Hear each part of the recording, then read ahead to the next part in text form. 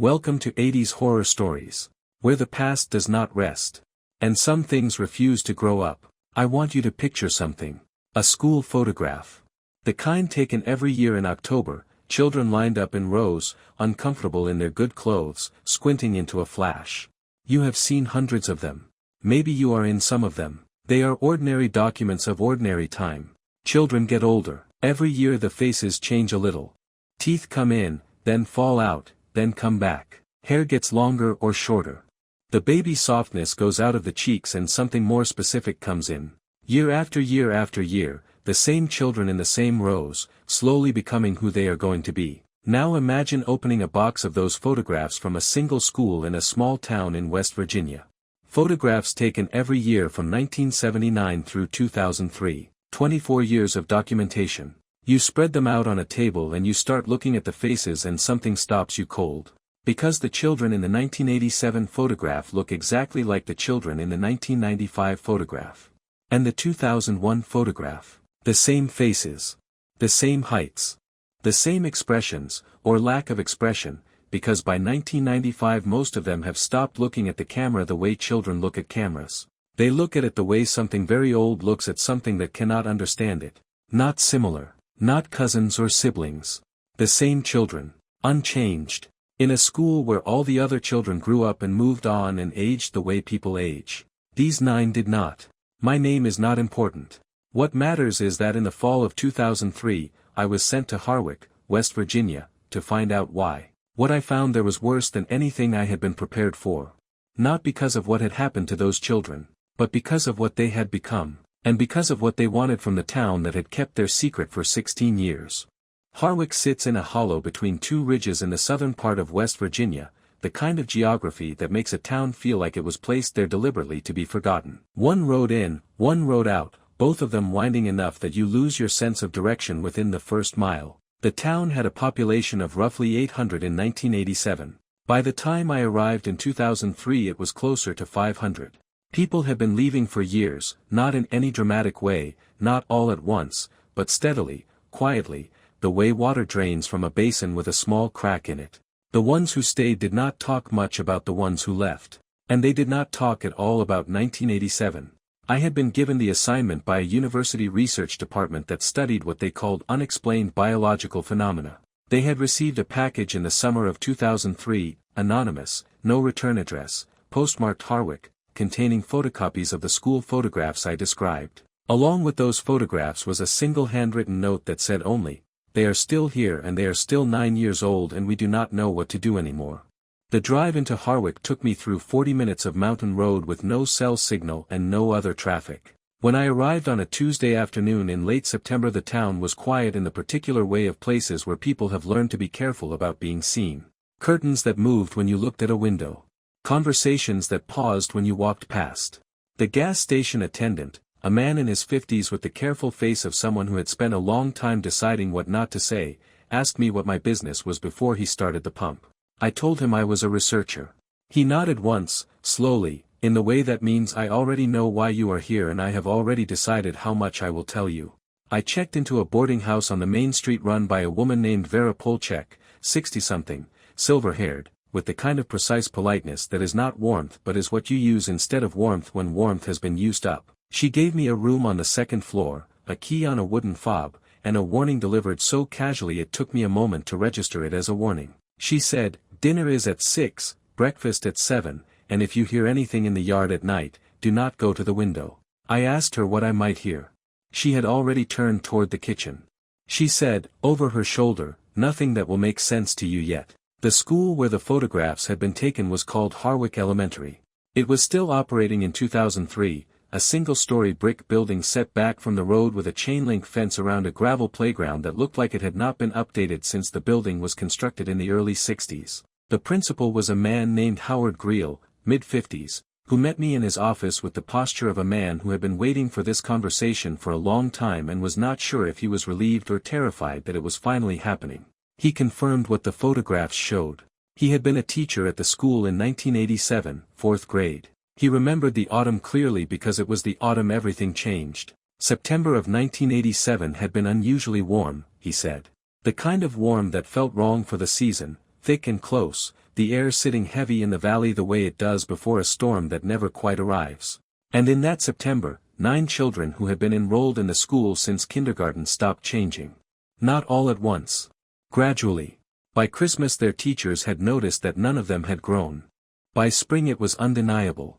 By the following autumn, when the school photographs were taken again and compared side by side, the evidence was impossible to dismiss. 9 children, ages 9 and 10, frozen in time with a completeness that had no medical explanation anyone in Harwick was willing to seek officially. I asked him why no one had reported it.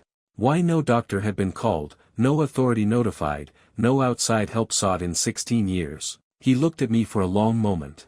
Then he said, "You have to understand what these children were like by the time anyone thought to ask that question.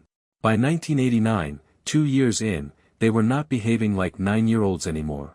They were behaving like something that had been 9 for 2 years longer than 9 is supposed to last. They were quiet in the way that very old things are quiet. They watched.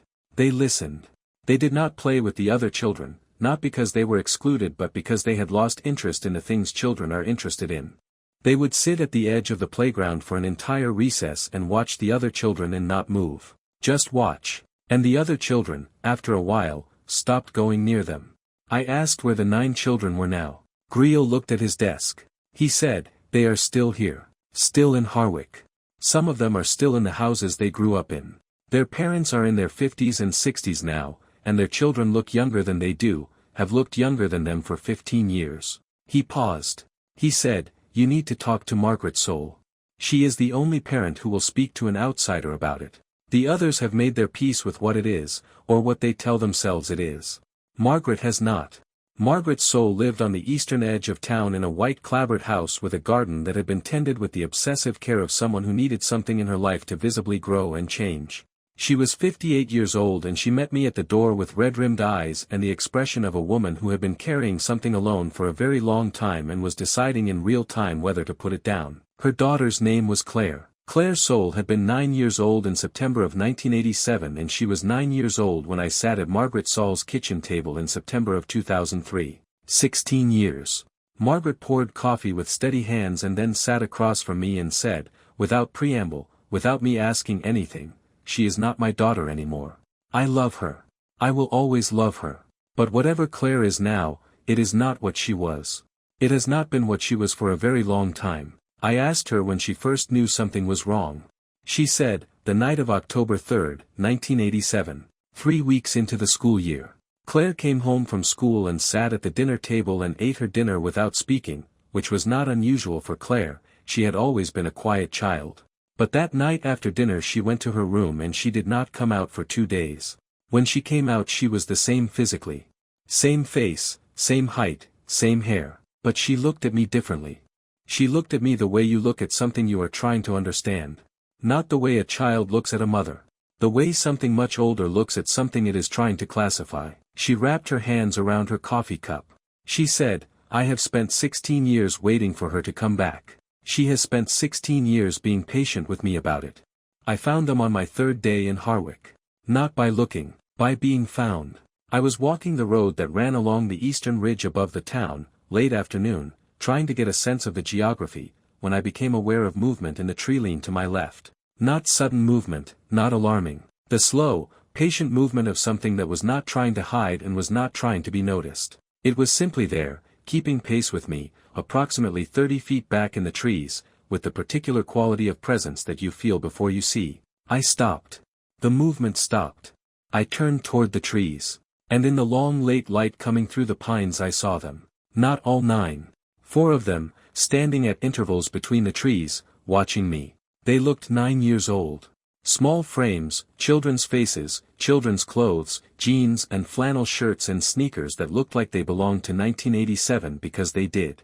They had not grown out of those clothes. They had been wearing variations of them for 16 years. Their faces were wrong.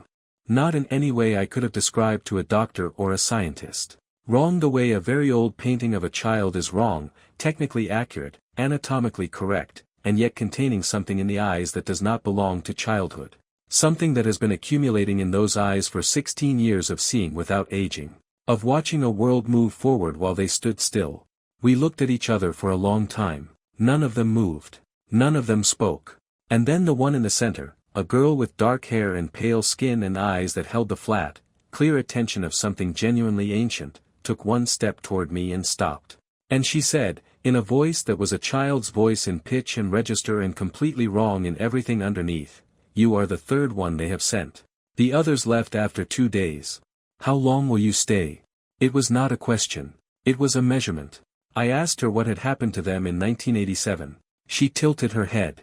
The gesture was familiar, the gesture a child makes when they are considering how to explain something complex to an adult. But the calculation behind it was not a child's calculation. She said, "Something came through the valley that autumn. We do not know what it was. We do not have a name for it. It moved through the town over 3 days, and when it left, it had taken something from us. We did not know what it had taken until later. Until we understood that what it had taken was the part of us that moves forward." She paused. She said, "The rest of us is still here. We remember everything. We feel everything. We are simply not going anywhere." I asked if they wanted to be fixed. If they wanted someone to undo what had been done. The girl looked at me for a long time. The others in the trees did not move. Then she said, "That is the question every person who comes here asks." She said, "We stopped wanting to be fixed in 1994. She said, "What we want now is to be understood."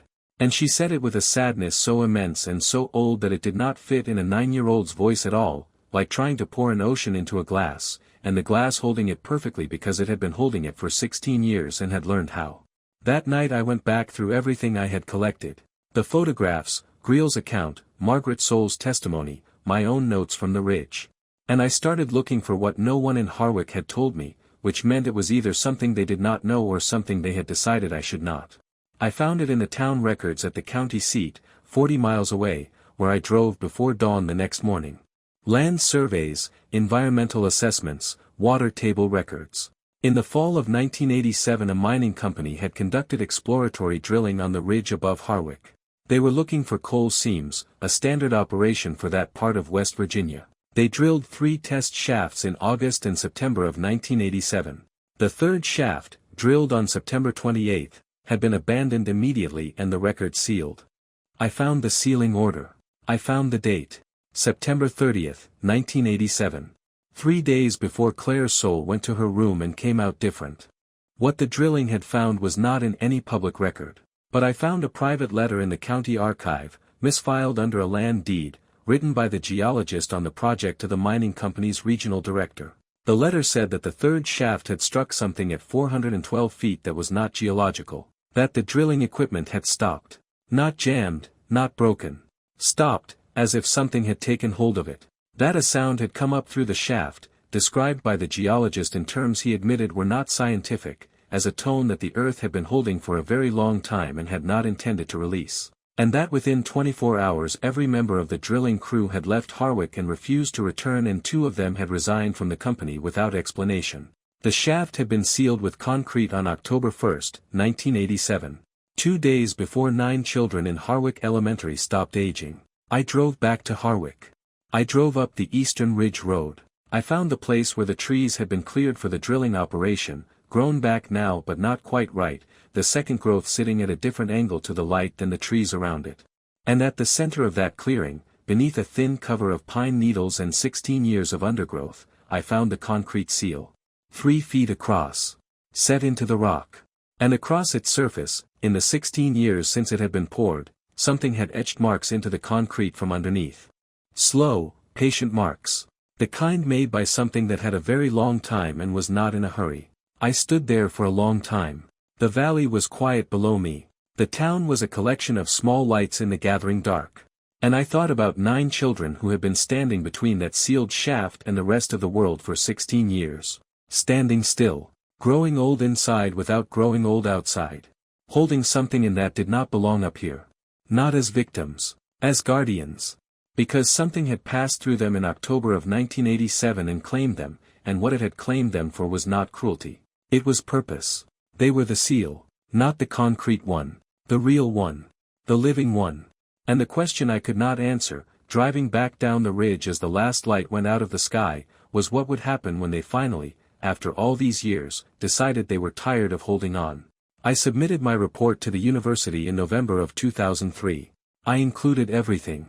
The photographs, the testimony, the mining records, the geologist's letter, my encounter on the ridge. I included my conclusion, which was that what had occurred in Harwick in 1987 was not explainable by any biological or psychological framework I was aware of, and that the 9 children, whatever they were stable, were not in danger, and were not a danger to others, and that the ethical course of action was to leave them alone and to keep the location of the sealed shaft confidential. The university thanked me for my report and told me it had been forwarded to the appropriate departments. I never heard anything further about it. The report, as far as I can tell, does not appear in any published research. I went back to Harwick once, in 2009, 6 years later. Vera Polchek was still running the boarding house. Howard Greel had retired. Margaret Soul's garden was still immaculate. I drove up the ridge road and stood at the edge of the clearing where the shaft had been sealed and looked at the concrete and the marks on it and thought about patience and purpose and the particular weight of being chosen for something you did not ask for. I did not see the 9 children on that visit. But on my last evening, sitting on the porch of the boarding house as the light died over the ridge, I saw a small figure at the far end of the main street, standing completely still, watching the boarding house. Watching me. The light was too far gone to see a face clearly.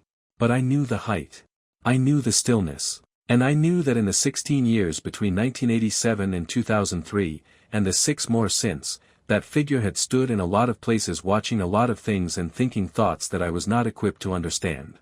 I raised my hand.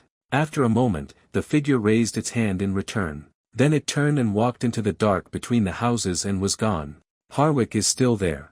I checked last year. Population 430.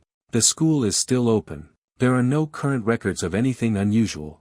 Whatever arrangement the town and the 9 children have reached in the years since my visit, it appears to be holding. For now. But I think about that concrete seal on the ridge. I think about the marks etching upward through it, year by year, slow and patient and absolutely certain of their direction.